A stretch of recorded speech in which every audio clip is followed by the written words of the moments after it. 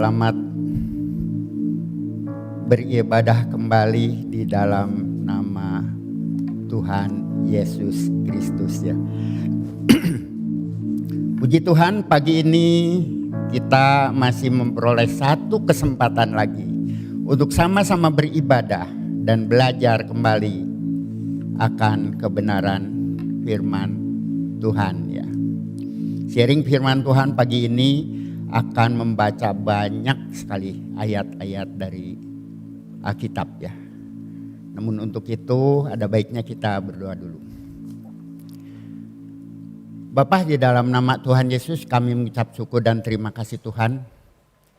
Kalau pagi ini kami boleh kembali bersama-sama beribadah di rumah-Mu. Boleh bersama-sama memuji dan memuliakan nama-Mu Tuhan.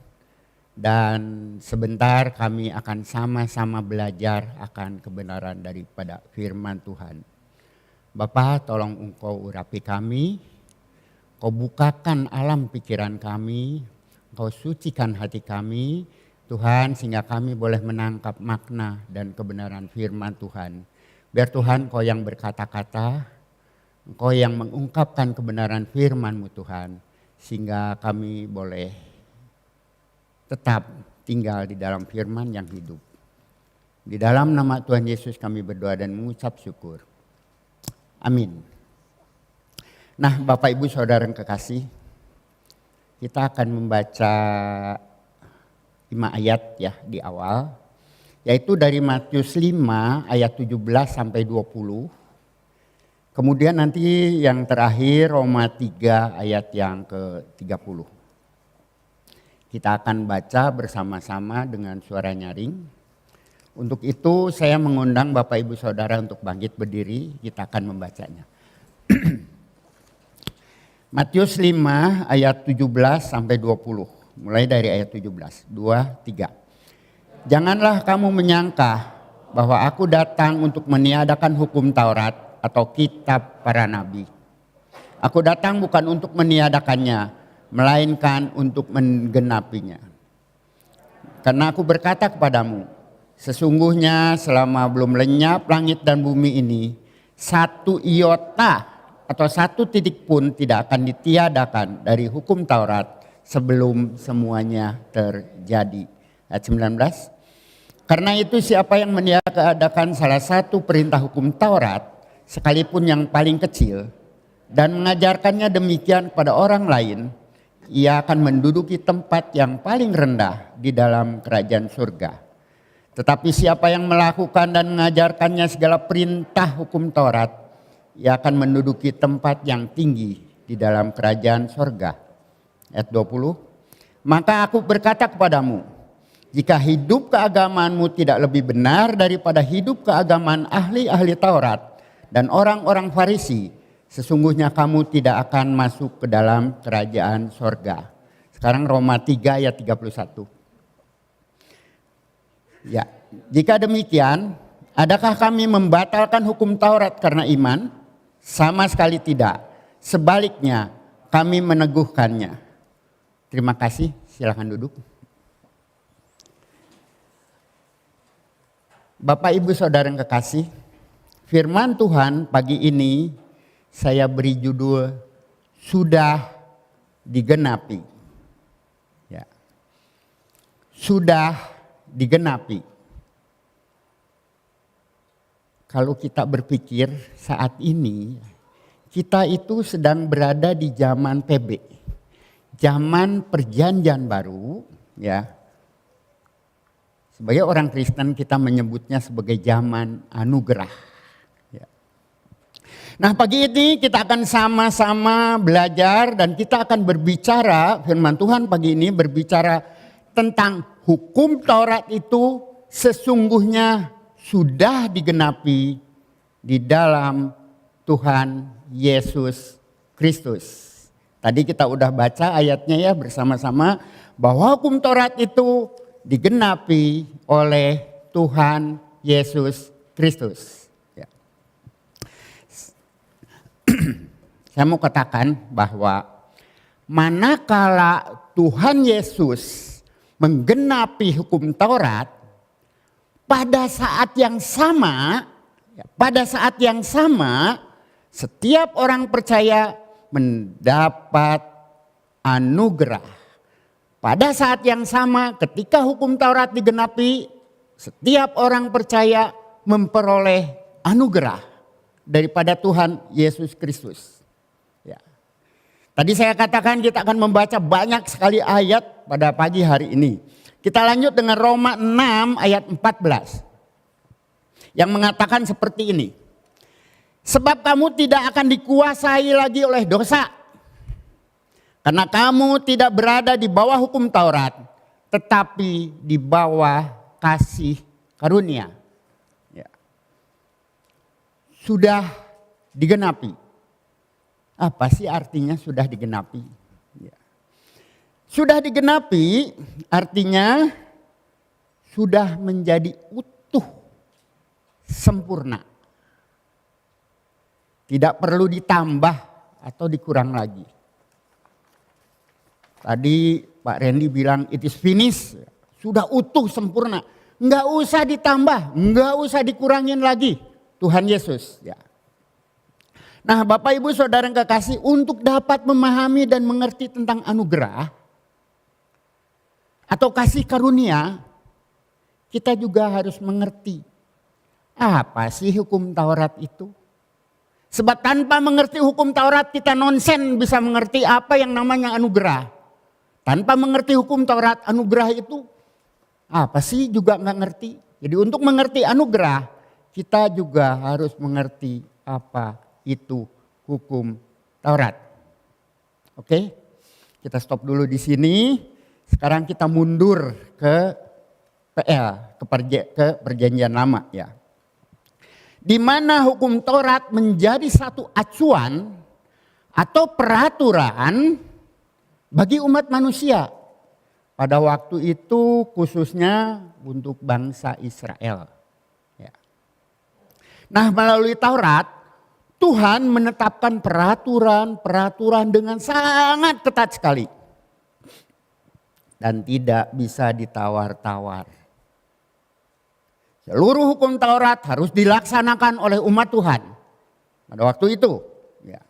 Jika tidak dilaksanakan maka ada satu konsekuensi. Apa sih konsekuensi tidak melaksanakan hukum Taurat? Tentunya berupa sanksi, berupa hukuman. Ya. Tanpa melaksanakan hukum Taurat waktu itu ada sanksinya, ada konsekuensinya. Yuk kita ambil. Hukum Taurat kan banyak sekali ya. Kita ambil satu saja. Yaitu tentang peraturan mengenai hari Sabat. Ini salah satu contoh yang kita ambil. Kita baca Keluaran 31 ayat 13 sampai 15. Ya, Keluaran 31 ayat 13 sampai 15. Ayat 13 saya akan bacakan, Bapak Ibu Saudara menyimak dari caption ini. Katakan kepada orang Israel demikian, akan tetapi hari-hari Sabatku harus kamu pelihara. Sebab itulah peringatan antara aku dan kamu.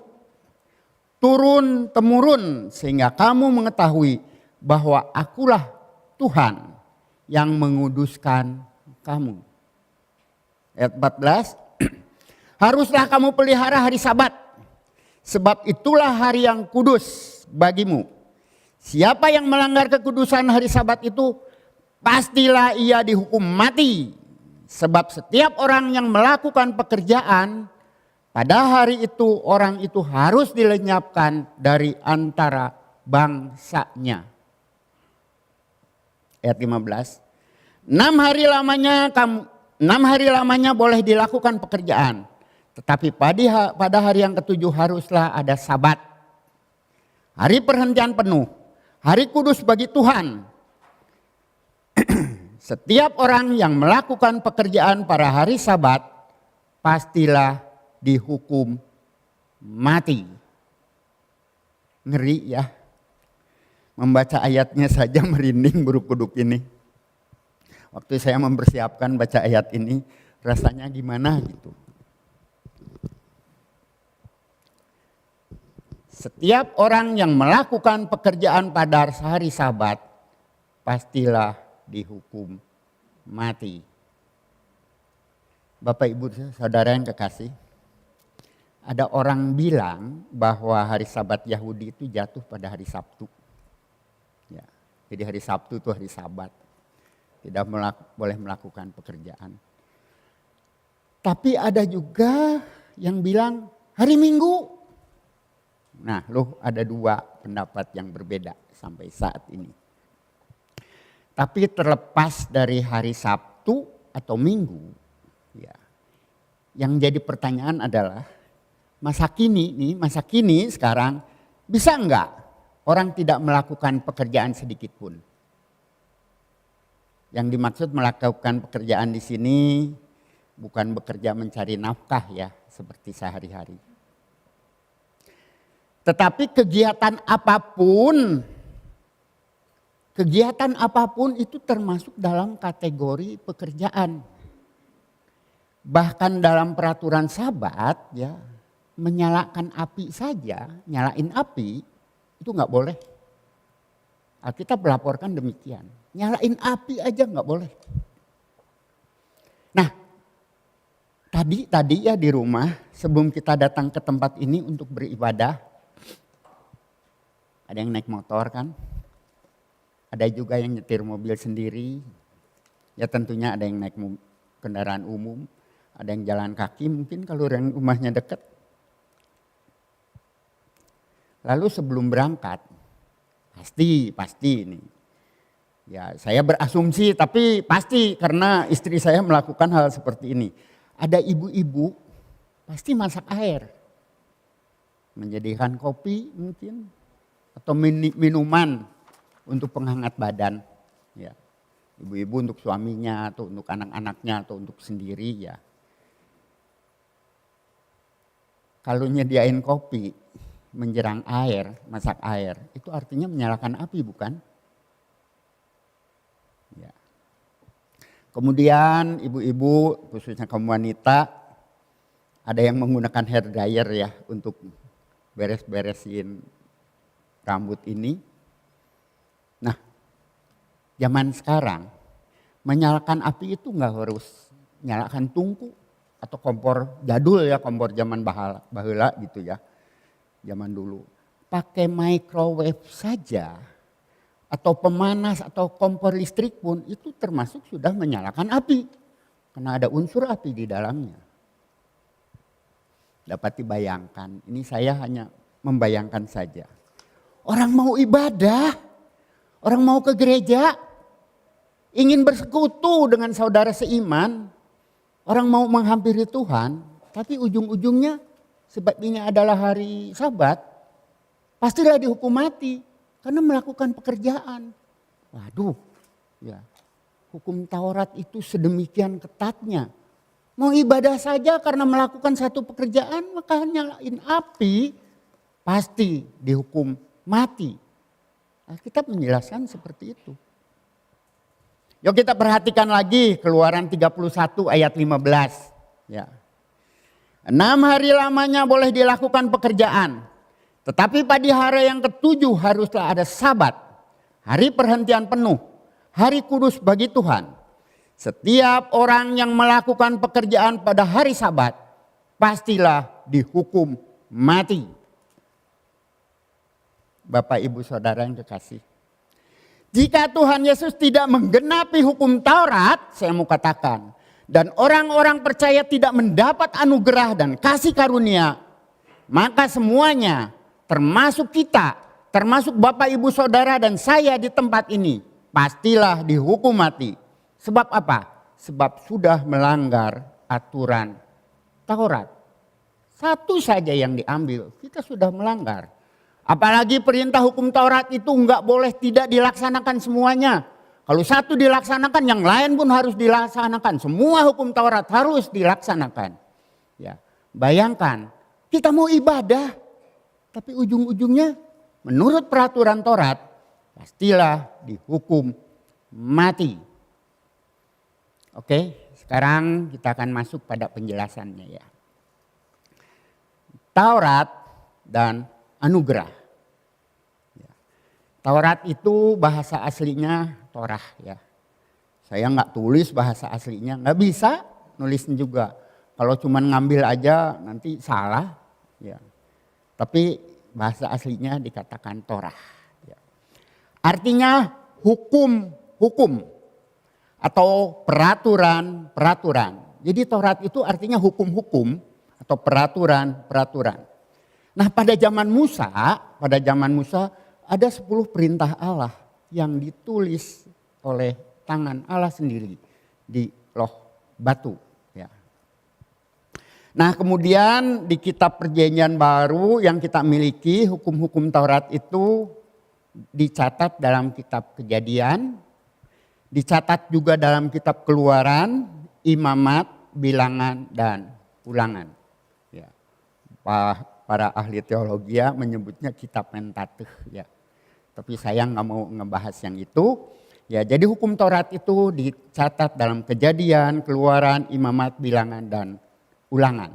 Ya, nanti Bapak Ibu Saudara kalau baca di sanalah ada hukum Taurat. Nah selanjutnya ada kitab nabi-nabi yang mencatat firman Tuhan.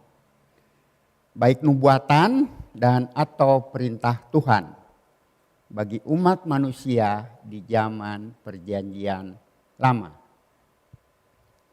Alkitab melaporkan orang-orang Farisi atau ahli-ahli Taurat itu sangat-sangat fasih dalam hal peraturan-peraturan dan atau hukum-hukum tersebut. Ya. Kalau zaman sekarang mungkin ahli hukum ya, pengacara atau ya pokoknya entah jaksa, entah yang ahli hukum aja. Kalau dalam undang-undang hukum pidana. Ini ahli hukum dalam hal Taurat. Ya. Jadi ahli Taurat atau orang Farisi itu sangat-sangat fasih sekali. Sangat paham tentang hukum Taurat. Ya. Nah saking ahlinya nih mereka nih. Saking ahlinya orang Farisi itu, ahli Taurat itu. Mereka bukan hanya tidak percaya pada Tuhan Yesus Kristus. Mereka juga bertentangan dengan ajaran Tuhan Yesus Kristus. Padahal Tuhan Yesus diutus ke dunia ini. Tuhan Yesus yang datang ke dunia ini berinkarnasi menjadi manusia itu tujuannya untuk menggenapi hukum Taurat. Nah para Farisi dan ahli Taurat ini merasa diri benar. Mereka itu berkeras hati untuk menerapkan hukum atas dasar perbuatan. Jadi mereka menerapkannya itu berdasarkan perbuatan. Apa yang dibaca dari hukum Taurat dilakukan lewat perbuatan. Padahal ngaco. Ngaco itu artinya enggak semua bisa dilakukan. Ya. Mereka ini ahli hukum ini menempatkan diri sebagai ahli hukum atas orang-orang Israel dan atau orang Yahudi. Wah mereka itu pakarnya ya, ahlinya. Orang Israel, orang Yahudi waktu itu harus melakukan hukum Taurat. Nih ayat-ayatnya seperti ini, aturannya seperti ini, harus. Dirinya sendiri sih nggak ngerti ya. Nggak ngerti tuh apa melakukan apa enggak. Saya juga meneliti di sini. Ketika pahala ahli Taurat itu ingin menjebak Tuhan Yesus dengan kelakuan-kelakuannya yang berdasarkan hukum Taurat. Tuhan Yesus disalah-salahin. Tuhan Yesus dianggap penghujat Allah. Tuhan Yesus dianggap tidak melakukan hukum Taurat. Karena mereka tuh ahli. Tuhan Yesus nggak melakukan ini, Tuhan Yesus nggak melakukan itu. Bahkan Tuhan Yesus ketika menyembuhkan orang-orang sakit juga dianggap melanggar hukum Taurat. Jadi Tuhan Yesus mah kudu dihukum katanya gitu. Ya. Nah, mereka menempatkan diri sebagai ahli hukum atas orang-orang Israel dan atau orang Yahudi. Ya akibatnya pada waktu itu orang-orang Farisi dan ahli Taurat, orang-orang Israel dan orang-orang Yahudi nggak mau mengakui bahwa Yesus sedang menggenapi hukum Taurat. Mereka selalu bertentangan dengan Tuhan Yesus. Manakala Yesus mengatakan tentang sesuatu kebenaran atas dasar iman, mereka tidak mau mengakui kebenaran. Sebab mereka punya hukum yang namanya hukum Taurat. Ya.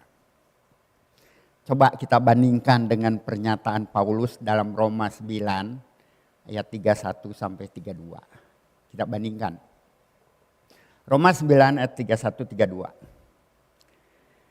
Tetapi bangsa Israel sungguh pun mengejar hukum yang akan mendatangkan kebenaran, tidaklah sampai pada hukum itu.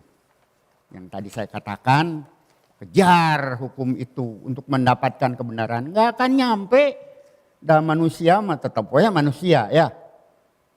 Mengapa tidak? Ayat berikutnya. Karena Israel mengejarnya bukan karena iman. Nah ini tolong perhatikan. Karena Israel mengejarnya bukan karena iman, tetapi karena perbuatan. Mereka tersandung pada batu sandungan. Nah Bapak Ibu Saudara yang kekasih, jika diamati dengan sesama ya. Jika kita punya waktu, yuk kita amati di dalam Alkitab ini. Zaman sekarang, hukum Taurat itu adalah berbicara tentang gambaran-gambaran. Hukum Taurat itu berbicara tentang bayangan-bayangan. Berbicara tentang simbol-simbol. Dan hukum Taurat itu sesungguhnya berbicara tentang nubuatan-nubuatan yang akan datang pada saat itu. Nubuatannya hari ini sudah digenapi.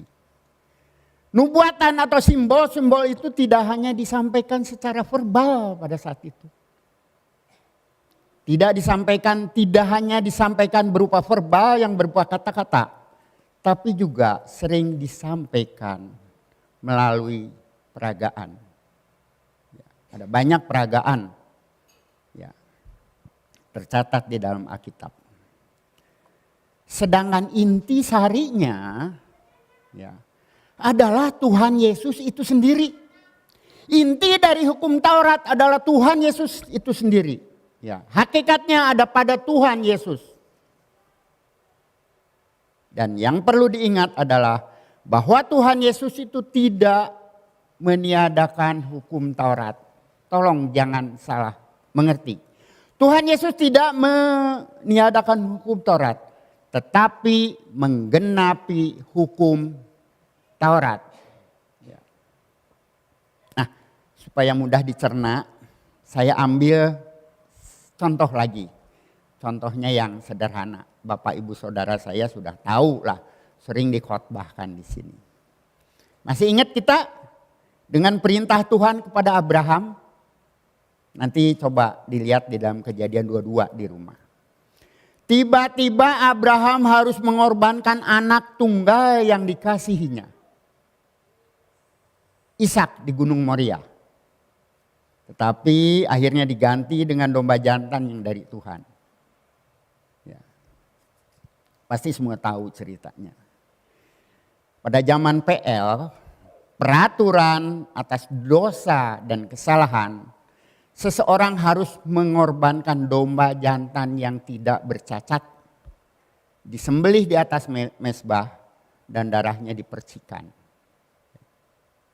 Nah, kedua contoh tadi itu adalah nubuatan yang diperagakan.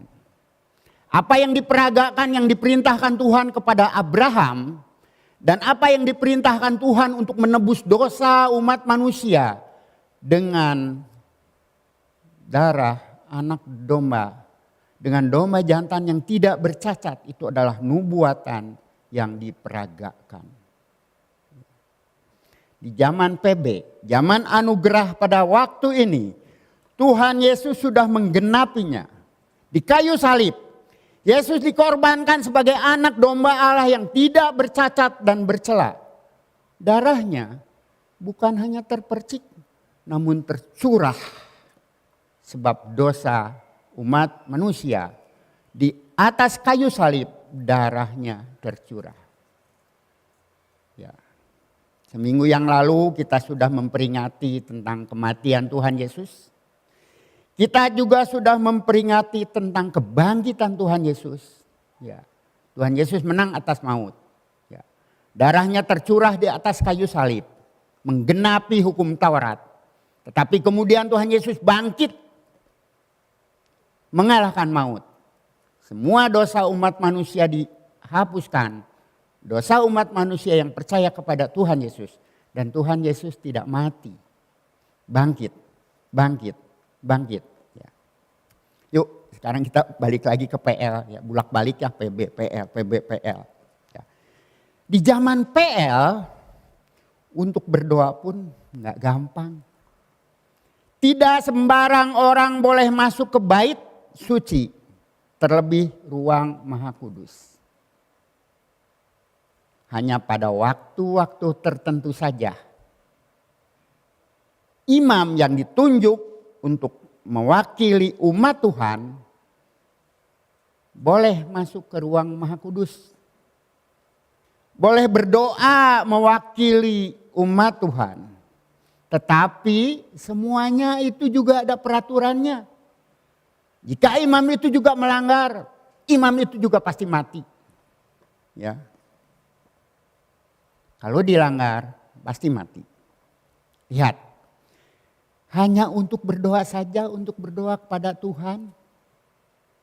Untuk menghampiri Tuhan. Enggak gampang. Enggak gampang, sangat-sangat sulit. Tetapi di zaman anugerah, zaman PB sekarang ini. Sebab Tuhan Yesus sudah menggenapinya di atas kayu salib. Dan manakala Tuhan Yesus berkata, "Ya Bapa, ke dalam tanganmu kuserahkan nyawaku." Dan waktu itu tabir bait suci terbelah dari atas ke bawah. Nanti Bapak Ibu Saudara boleh konfirmasi dari Lukas pasal 23. Pada saat Tuhan Yesus mengatakan, "Ke dalam tanganmu kuserahkan nyawaku." Dan waktu itu bait suci terbelah. Artinya ruang Maha Kudus, ruang kudus. Dan orang-orang pada saat sekarang yang percaya kepada Tuhan Yesus. Di dalam nama Tuhan Yesus Kristus setiap saat boleh menghampiri Bapa. Orang-orang percaya kepada Tuhan Yesus setiap saat boleh berdoa pada Bapa di surga. Di dalam nama Tuhan Yesus. Memohon ampunan. Mengucap syukur atas kasih karunia dan belas kasihan Tuhan. Mau kapan? Mau pagi-pagi, mau sore, mau sambil nyetir, mau sambil kerja. Ingat kepada Tuhan. Bersyukur kepada Tuhan.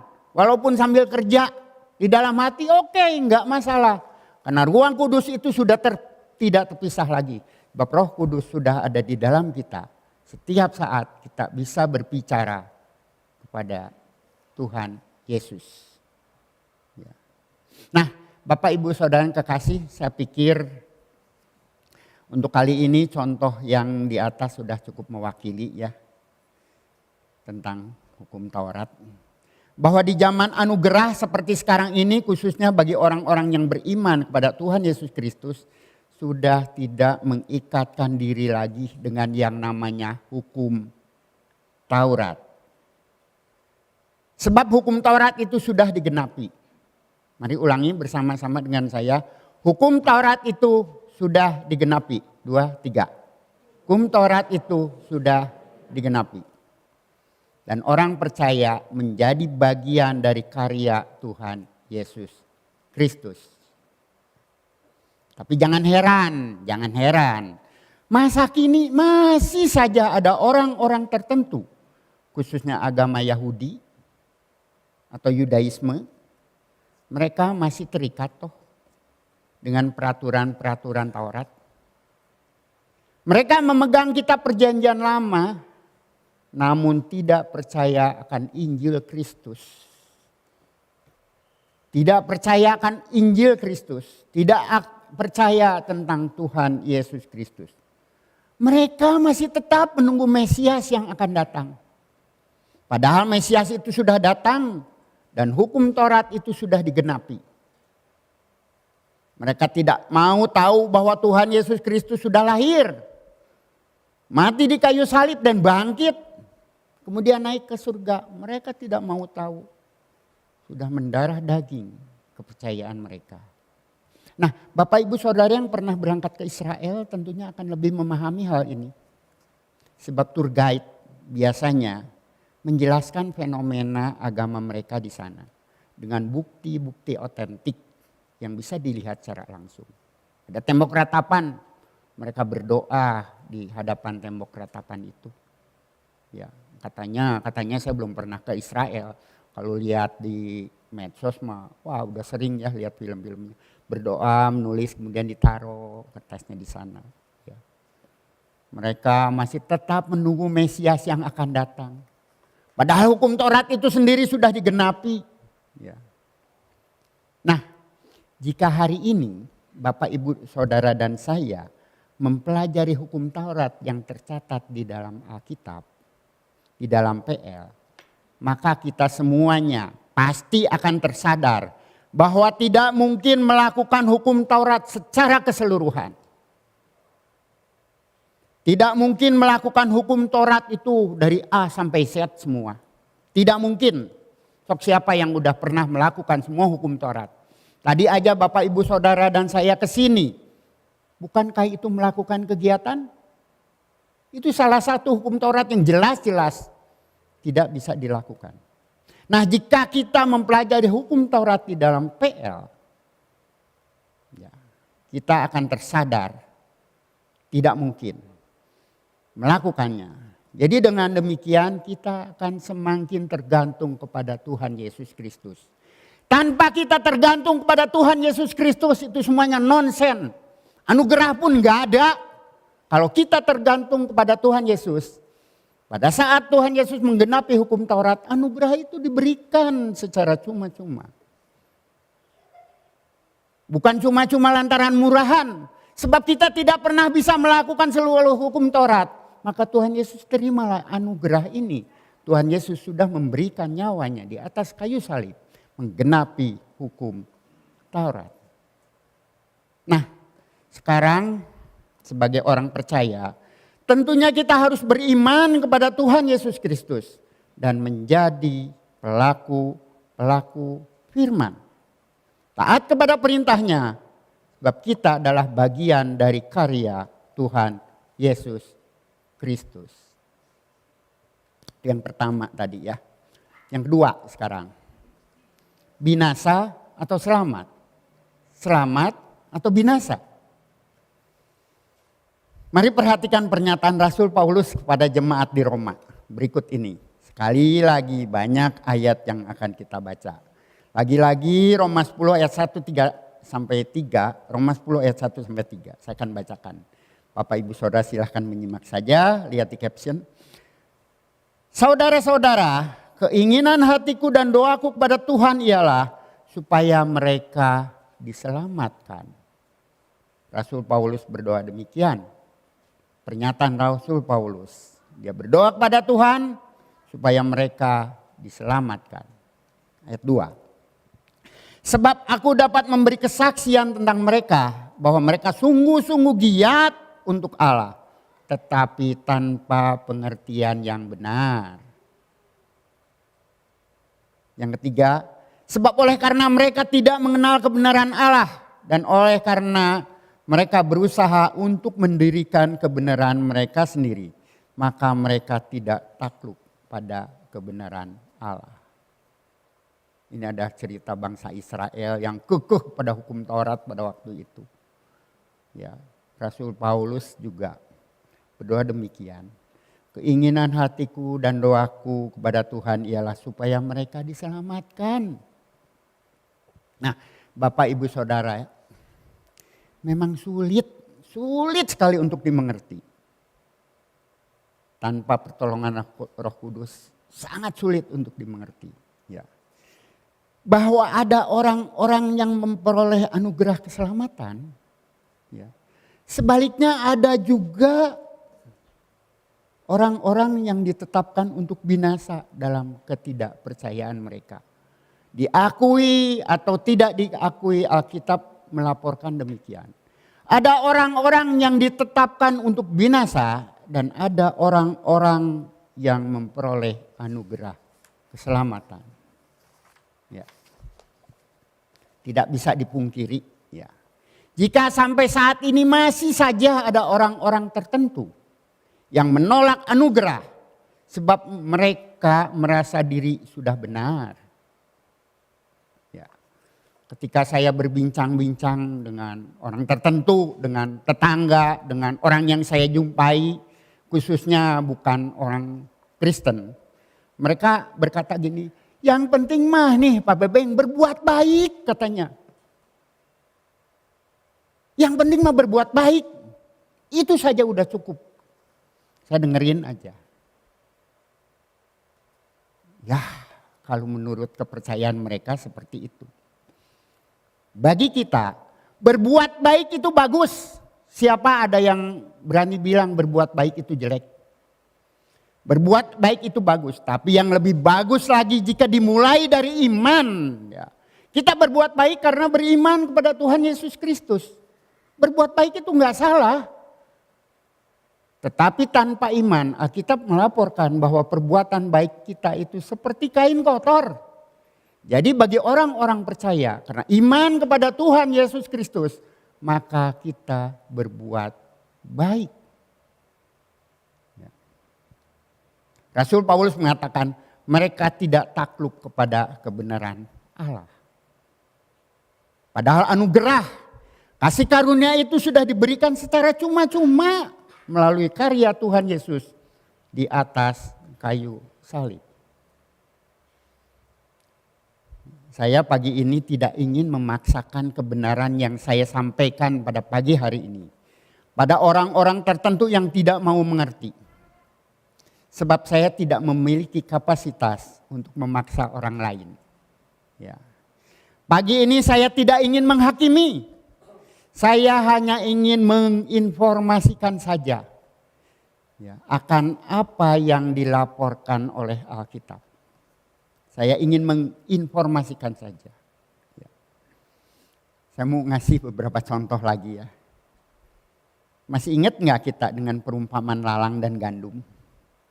Sering kita dengar ya, Bapak Gembala mengkhotbahkannya, hamba-hamba Tuhan yang lain juga. Tentang perumpamaan lalang dan gandum. Nanti Bapak Ibu Saudara juga boleh periksa di dalam Matius pasal 13. Ya. Di sana dikatakan seperti ini. Kata Yesus, biarkan keduanya tumbuh bersama sampai waktu menuai.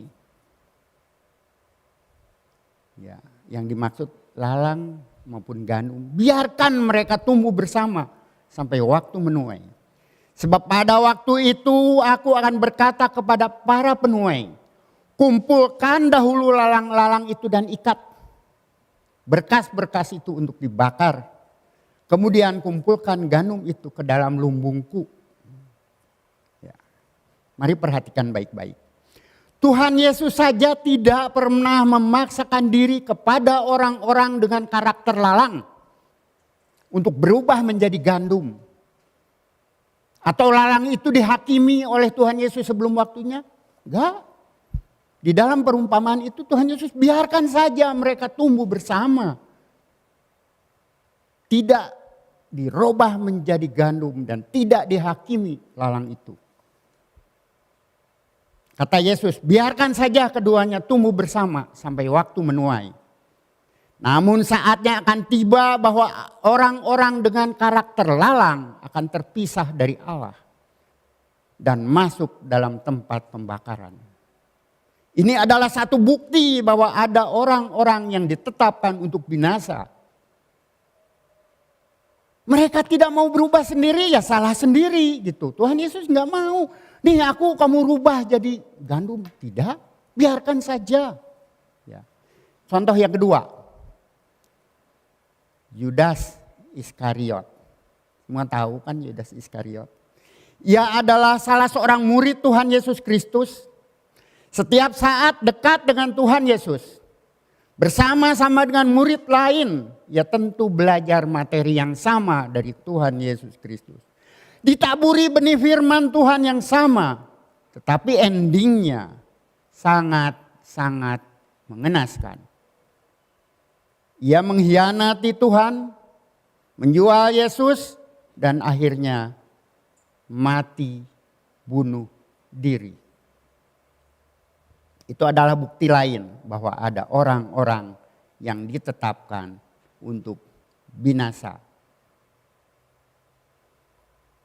Ada contoh lain lagi, saya kasih satu contoh lagi. Fir'aun, waktu zaman Yusuf mah Fir'aunnya baik ya. Fir'aun pada zaman Musa ini yang saya ingin ceritakan. Ketika Allah memerintahkan Musa untuk membawa bangsa Israel keluar dari tanah Mesir, Fir'aun tidak mau mengizinkannya. Hatinya keras membatu, bahkan cenderung licik dan merasa benar sendiri. Tidak mau menepati janjinya. Jika zaman sekarang, ya mungkin walaupun sudah menandatangani MOU, ya tetap aja ingkar. Ya, thank you. Tetap saja ingkar. Lalu Fir'aun memanggil Musa serta berkata kepadanya, "Aku telah berdosa kali ini. Tuhan yang benar," katanya, "tetapi aku dan rakyatku yang salah." Setelah tulah diturunkan atas Mesir, Fir'aun hanya mengaku salah dan berdosa, namun tidak pernah bertobat. Kemudian di dalam Keluaran 10 ayat 1, Tuhan berfirman seperti ini kepada Musa. "Pergilah menghadap Fir'aun sebab aku telah membuat hatinya dan hati pegawainya keras. Supaya aku mengadakan mujizat, tanda-tanda mujizat yang kubuat di antara mereka." Tuhan membuat hati Fir'aun keras. Tetapi setelah mengalami tulah ke-10, selanjutnya dengan terpaksa Fir'aun membiarkan bangsa Israel itu keluar dari tanah Mesir. Tetapi kemudian menyusul mereka dan ingin membawa kembali bangsa itu ke Mesir. Lihat. Udah nandatangani MOU pada zaman sekarang. Ya. Tapi tetap aja nggak benar. Mereka mengaku salah tapi tetap saja tidak bertobat. Ya. Nah ketika mereka mengejar Fir'aun, Tuhan berkehendak lain. Akhirnya Fir'aun dan para pegawainya mati terkubur di tengah lautan. Saya dikasih waktu ya tadi 10 menit lagi.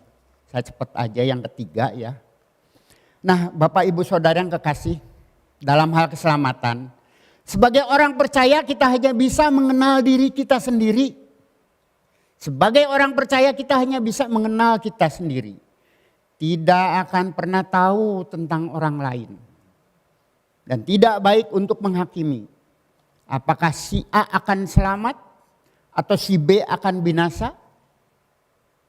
Lalu siapakah orang-orang dengan karakter gandum? Siapakah orang-orang dengan karakter lalang atau tipe Yudas Iskariot atau tipe Fir'aun? Kita tidak akan pernah tahu. Yang kita tahu diri kita sendiri. Lalangkah? Gandumkah? Yudas Iskariotkah? Fir'aunkah? Kita hanya bisa mengetahui diri kita sendiri. Tidak baik untuk menghakimi orang lain. Firman Tuhan itu untuk saya terutama ya pada pagi hari ini. Yang ketiga, inisiatif, iman, lalu perbuatan. Roma 9 ayat 30. "Jika demikian apakah yang hendak kami katakan? Ini bahwa bangsa-bangsa lain yang tidak mengejar kebenaran telah beroleh kebenaran, yaitu kebenaran karena firman." Nah Bapak Ibu Saudara yang kekasih, untuk menjelaskan Roma 9 ayat 30, saya coba merangkum percakapan Tuhan Yesus dengan perempuan Samaria. Nanti Bapak Ibu Saudara boleh membacanya di dalam Injil Yohanes pasal yang keempat ya. Nah Alkitab melaporkan bahwa orang Samaria adalah bangsa kafir. Dan orang Yahudi dilarang bergaul dengan bangsa Samaria.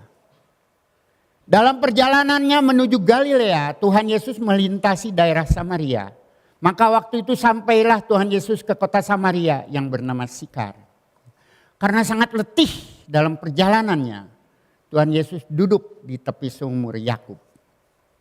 Ada di sana waktu itu kira-kira pukul 12, datanglah perempuan Samaria. Kalau Bapak Ibu Saudara suka membaca Alkitab pasti tahu. Ya. Dalam dialognya dengan perempuan itu Yesus mengatakan bahwa minum air dari sumur Yakub itu akan haus lagi. Tapi minum air yang Tuhan Yesus berikan tidak akan haus untuk selama-lamanya. Perempuan Samaria itu tidak mengerti. Kata perempuan itu kepadanya, Tuhan berikan aku air itu supaya aku tidak haus dan tidak usah datang lagi ke sini. Salah paham. Disangkanya air aqua, entah air apa. Ya. Tetapi ketika Yesus minta agar perempuan itu memanggil suaminya, perempuan itu bilang bahwa ia tidak punya suami. Padahal ia sudah punya 5 suami. Apa yang Tuhan Yesus katakan? Tepat katamu, ya di Yohanes 4 ayat 17 sampai 18. Bahwa engkau tidak mempunyai suami sebab engkau sudah mempunyai 5 suami. Dan yang ada padamu adalah bukan suamimu. Dalam hal ini engkau berkata dengan benar. Tuhan Yesus menegur dengan keras perempuan itu. Dan Tuhan Yesus mengatakan segala sesuatu tentang kesalahannya. Tetapi Tuhan Yesus tetap mengasihi perempuan Samaria itu. Tuhan Yesus tetap mengasihi wanita malang itu.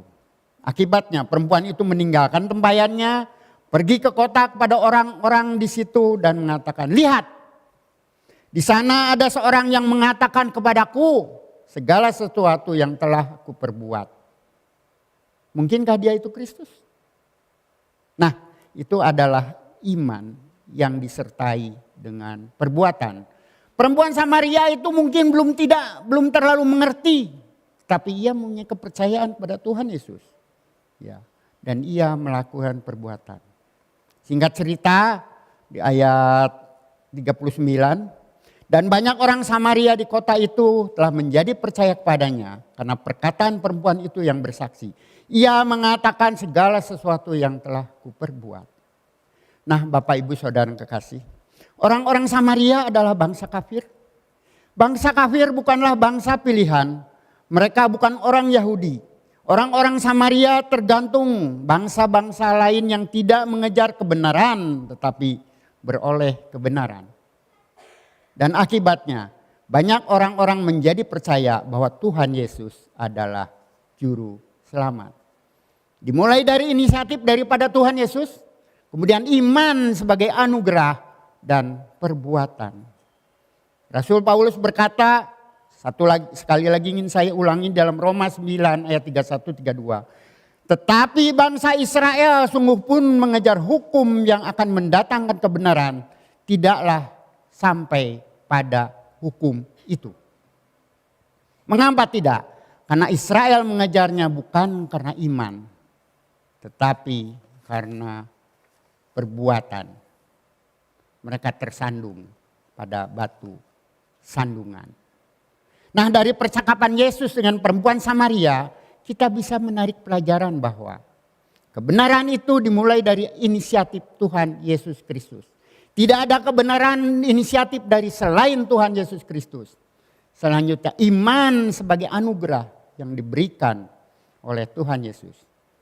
Lalu perbuatan atau tindakan perempuan Samaria itu melakukan kesaksian. Amin. Untuk firman Tuhan, waktu yang selanjutnya saya serahkan kepada Bapak Gembala. Kami undang saudara untuk bangkit berdiri. Puji Tuhan, keselamatan kita bukan karena kita melakukan hukum Taurat. Karena tidak ada seorang pun yang bisa melakukan hukum Taurat.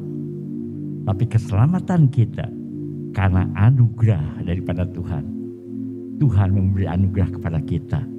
Dan iman kita itulah yang membuat kita selamat. Saya kadang-kadang membayangkan saudara, kalau keselamatan kita tergantung hukum Taurat. Mustahil, saudara. Mustahil. Karena tidak ada seorang pun yang bisa menggenapi. Dan karena iman kita kepada Yesus yang telah menggenapi hukum Taurat. Itulah keselamatan yang kita terima. Kita masuk ke dalam doa. Bapa kami yang ada di surga, kami bersyukur Tuhan Karena keselamatan kami bukan bergantung oleh perbuatan kami atau usaha kami. Karena tidak ada seorang pun yang bisa memenuhi hukum Taurat. Hanya Engkau, karena Engkau adalah 100% manusia dan juga 100% Allah. Kami bersyukur Tuhan, biarlah firman Kau berteraikan dalam hati kami. Puji Tuhan, kami selamat karena anugerah Tuhan. Oleh iman kami diselamatkan. Terima kasih Tuhan, terima kasih. Kau urapi Coach Beng, beri hikmat kepada dia. Sehingga dia bisa mengabarkan rahasia daripada firman Tuhan. Terima kasih Tuhan, terima kasih. Kami akhiri ya Tuhan ibadah kami dengan penuh rasa syukur. Hanya dalam satu nama, Yesus Kristus, Juru Selamat dan Penebus kami yang hidup. Dan sekarang saudara, marilah kita angkat tangan kita untuk menerima berkat Allah. Kiranya berkat dari Allah Bapa, kasih karunia damai sejahtera dan sukacita daripada Tuhan Yesus, dan persekutuannya Roh Kudus menyertai saudara-saudara dari pagi hari ini sampai Maranatha, kedatangan Tuhan Yesus yang kedua kali.